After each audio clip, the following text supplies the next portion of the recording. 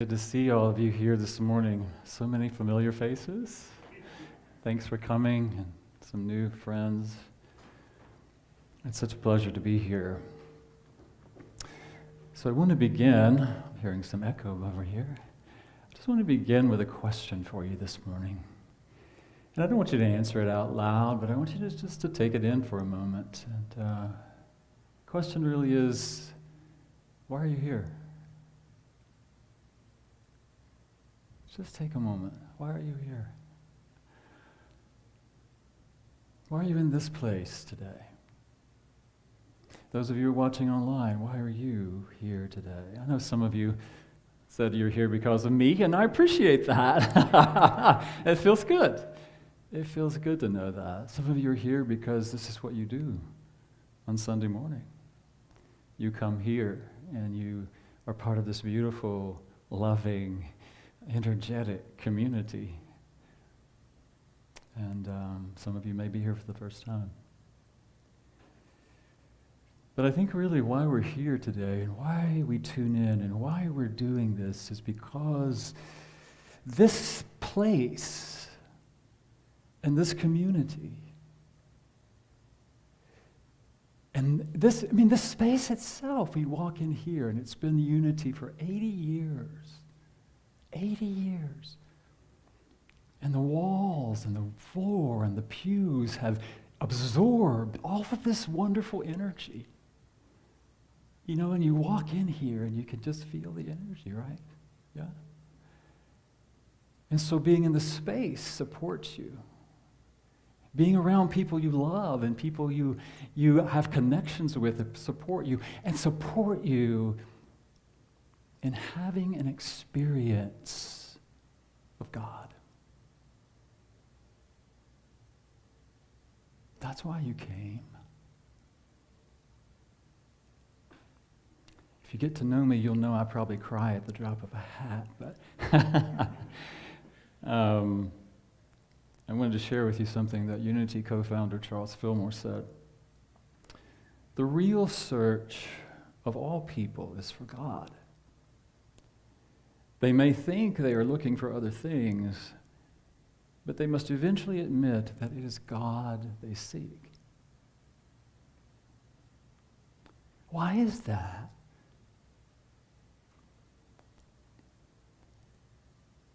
Well, I believe it's because God is who we are. It's what we are.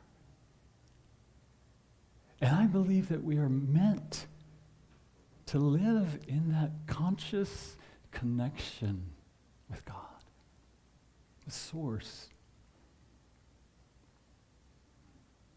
I think when we look at one of the things I love about Unity is metaphysical Bible interpretation. It's one of the great gifts that Unity has given to the New Thought movement. And when we look at the story in the Hebrew scripture of the Garden of Eden, the creation stories, they tell us that we're created as the image and likeness of the source, of the allness, of all that God is. And that the Garden of Eden is that place in consciousness where we're meant to commune with God. That's where we're supposed to abide. And I don't mean just this transcendent idea of God. I mean walking and talking with God. The God that is right here. Yeah. And the God that is right here and right here and right here. Yeah. Communing with that. Communing with the God that is in the tree, the beautiful tree that's out here, and all of nature. Yeah. I believe that's what we want. That's what our soul wants, isn't it? Yeah. But why don't we? Why don't we? Well, I know it's not a popular word in Unity, but I'm going to use the word sin. Because of that idea of original sin And in unity, what we understand about that is it's the idea that we're separate. This idea, this thought, this belief that somehow we're separate. That's all the story is telling us, really. It's not about how bad we are, we're born into original sin and all of that stuff. If you look at it metaphysically, the story is telling us the reason we're not living in the Garden of Eden consciousness 24/7 is because we believe there's something else. Because we believe there's God and there's something else.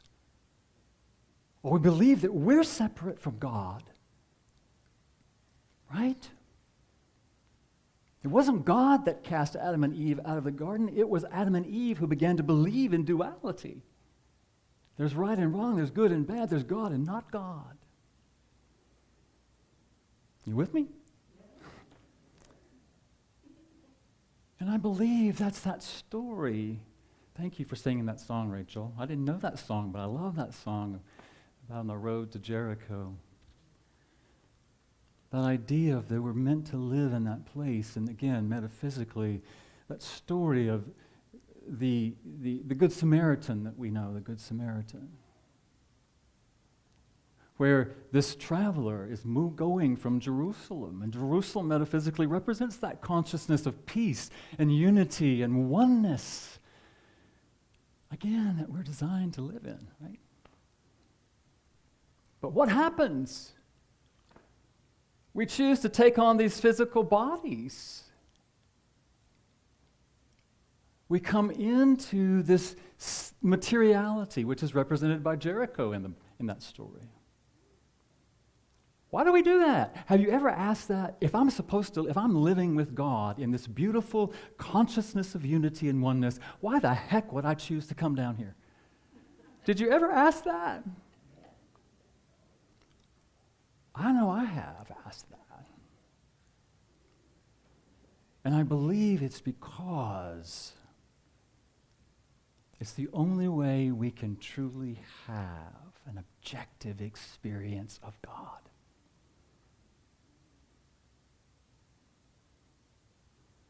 Through my senses, through my vision, through my hearing, through my touch, through everything that I experience in humanity, I can experience God. Yeah? God through a hug? Isn't that great? Yeah? God through a laugh. God through the laugh of a child you were talking about yesterday at lunch. God. Showing up everywhere. But what happens is on the road to Jericho, on the road to this humanity, we take on these ideas that we're different, we're separate. And I don't know if you've noticed, but our culture is really good about reinforcing that. That we're separate. We're not good enough. For whatever reason. I don't know about you, but I grew up in the Baptist church, and they would tell me right away I was not good enough. But we take that on from religion, from school, from our parents, from our peers. We take on these ideas that somehow we're not that. And we begin to believe it. And it becomes a part of our consciousness. And it's draining, isn't it? Tiring. And that's really what that story represents to me metaphysically. Lying on the side of the road like, man, I am just over it. You know? And I know that some people have experienced that at levels way beyond what I've experienced, way beyond. Because of their religion, because of their nationality, because of the skin tone, because of their sex, because of their gender identity, because of their sexual orientation, because of many different things that the society would tell us, well, you're not God, you're not lovable, you're not good enough, all that stuff. But you know what happens is that we is humanity. Take that in. Not only does it become part of our consciousness, it becomes part of our central nervous system. And it's draining, it's tiring to deal with that. And I have experienced it. You've experienced it at some level, haven't you? But then that story also reveals to me a lot of the things that I do as well, or I have done and probably continue to do. You know, you have this part of you that is wounded, emotionally wounded at a soul level.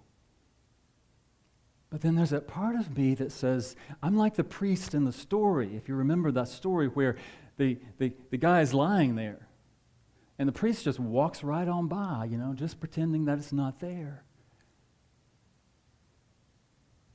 There's a part of me that would love to do that. Anybody else?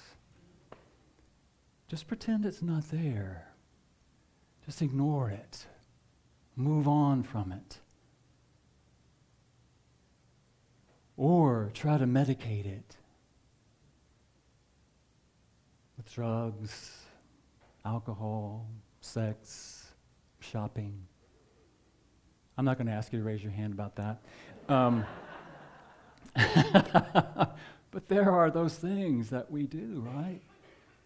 To medicate that. Or we might be like the Levite in the story. And this, this is not an indictment of New Thought. I'm not trying to indict New Thought. I love New Thought. But there's also that part of me, especially when I got into New Thought, was like, well, I can just do my affirmations and my denials. I can pray it away. I can rise above it. But what I've learned, that doesn't work either. Not really. I'm not discounting prayer. I'm not, please don't hear me say that. I love prayer and meditation, and I think it's valuable. But what the story represents to me is that there's also that aspect of you and me that's represented by the Good Samaritan in the story. That part of you and me that wants to experience our divinity, wants to know who we are, wants to awaken. And it is that part of us that gets to meet ourselves, our own woundedness, our own healing. And I think that's part of what I experience with unity. There's not somebody who's going to do it for me. There's not anyone out there that's going to save me from my own self. I get to do it for myself. But I get to do it. Let me tell you, the first experience I had of connecting with that was in a Unity church, where I heard from the pulpit, God loves you just like you are. You're created in the image, likeness of God.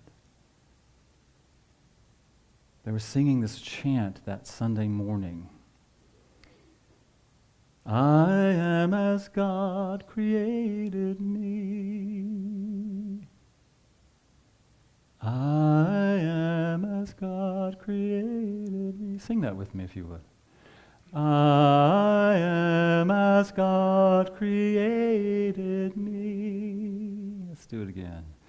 I am as God created me. You feel the vibration as people singing, affirming that, knowing that. And that's what I felt that day. And I just started crying. And I went home and I think I cried all day long. Because the first time, really, I think the first time in my life, I was able to touch that part of me.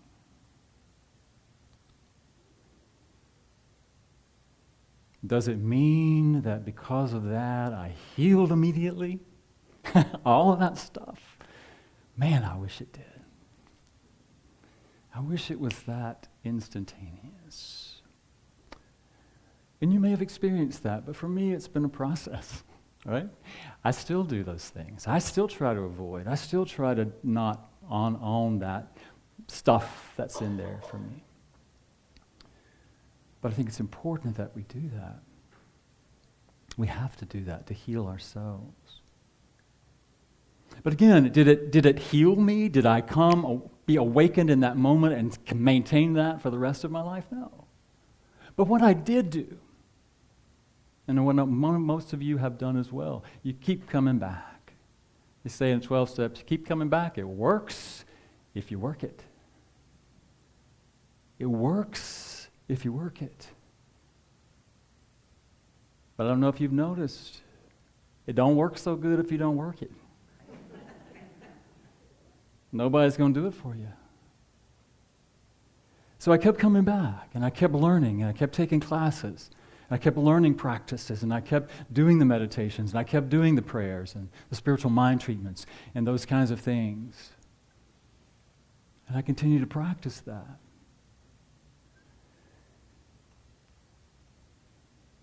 And again, I'm not saying I have arrived. Although I love it when my phone says, you have arrived. When you plug in something, it says, you have arrived. And I say, thank God, I have finally arrived. I'm glad somebody told me that. So, yes, that it's an opportunity for us to heal. And so why are we here? Why are you here? Why did you come today? Again, I believe you came to experience God. Everything else aside, you came to experience God. Why did you come into this human form? Same thing. To experience God. Why are we here? Why is Unity on Greenville here?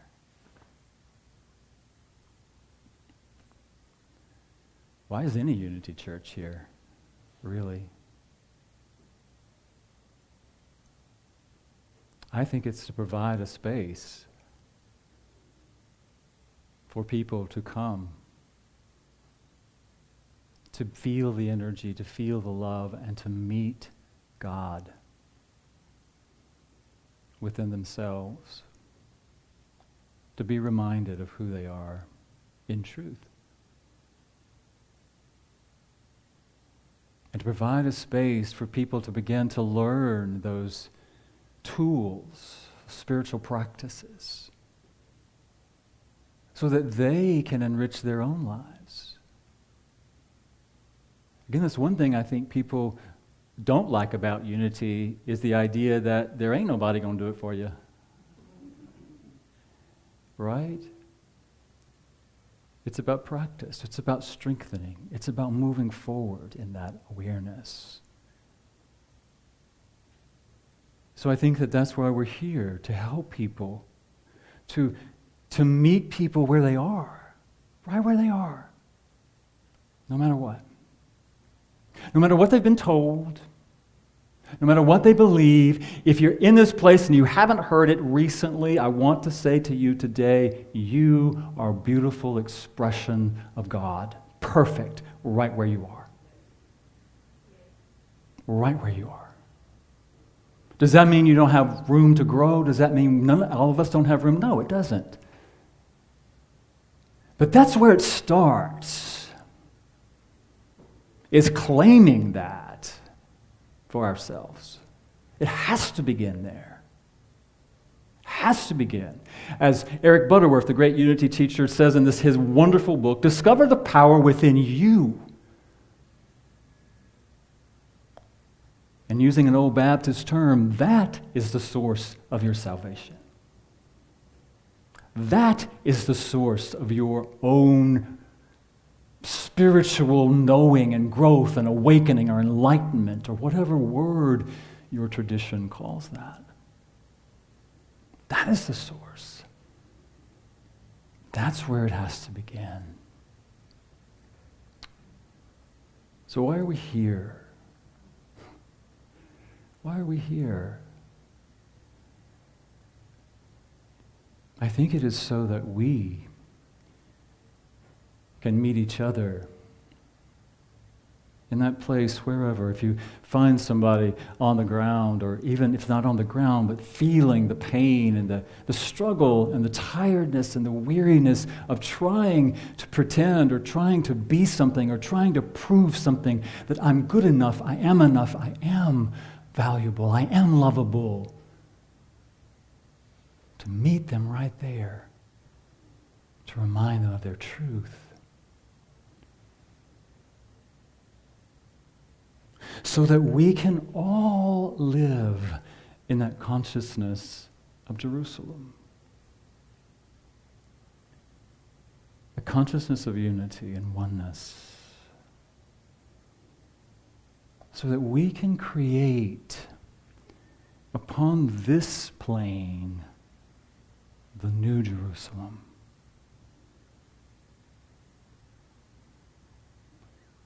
Behold, I saw a new heaven and a new earth. All the other things have passed away, it says in Revelation.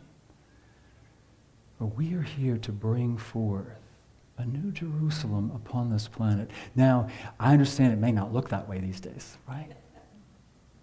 There are a lot of things going on that would tell us that that's not what's happening. Think about it this way. The former things have to pass away. Those have to be healed.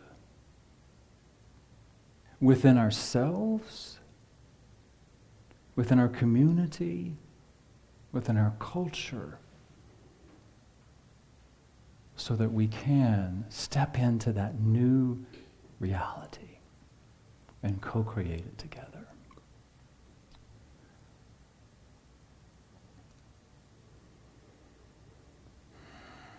So just take a moment once again and close your eyes and breathe into that. Why am I here? Why am I in this place, this moment, this time? Why have I come? Why have I come? And allow yourself inviting that experience of God, the divine, the truth of you. I am as God created me.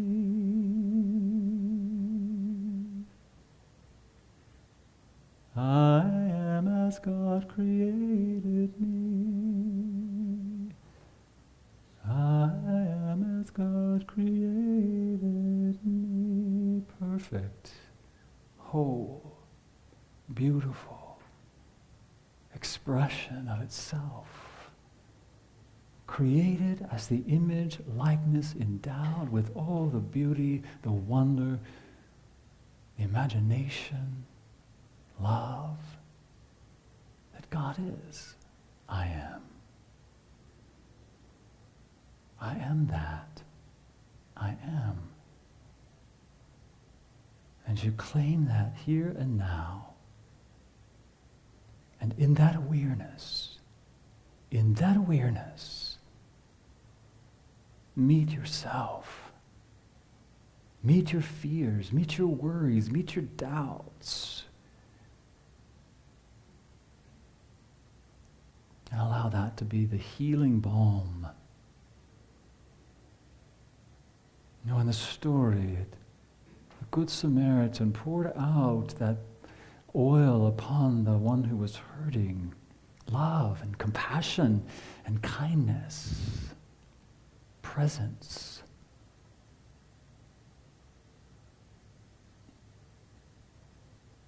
So pour that love out upon yourself right now. wherever you might be hurting, wherever you might feel weary, whatever you might be experiencing in your own life, meet yourself there and pour out your own love from the heart of God to begin to heal whatever you're experiencing there. Because we know that it is in the coming together of that, knowing who you are, and living from that place, that you are empowered to begin healing yourself and to share that healing with others.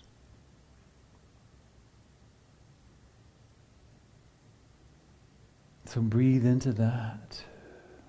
Feel your love surrounding yourself. Feel the energy of that love extended out into this space. Knowing that your love reaches those who are gathered here, those who are gathered online. There is no time or space in spirit. That energy is energy. And the energy of your love touches the hearts and minds and bodies and spirits of everyone gathered.